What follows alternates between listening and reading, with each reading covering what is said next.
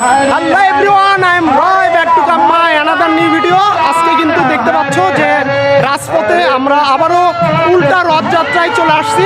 আমার পিছনে দেখতে পাচ্ছ যে রথের যে দর্শনার্থীরা এবং রথের যে ভক্তরা সবাই কিন্তু আমরা হাঁটি হাঁটি পা করে অলরেডি সাত মাথার দিকে চলে আসছি।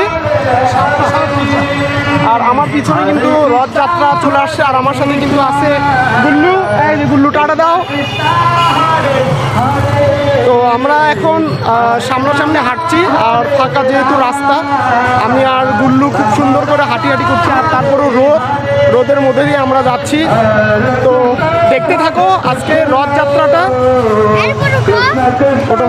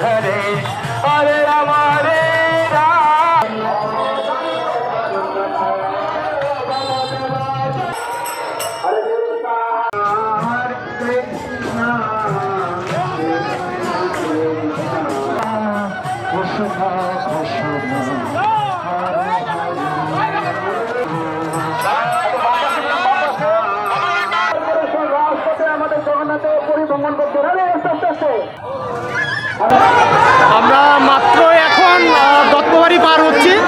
আর দত্তবাড়ির পরে আমরা সাত মাথা দিয়ে আবারও ইস্কন মন্দিরে চলে যাব।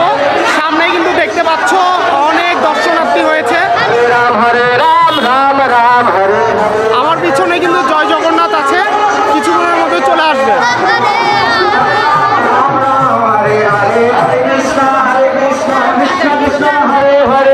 হরে রাম রাম রাম হরে হরে কৃষ্ণ হরে হরে হরে কৃষ্ণ হরে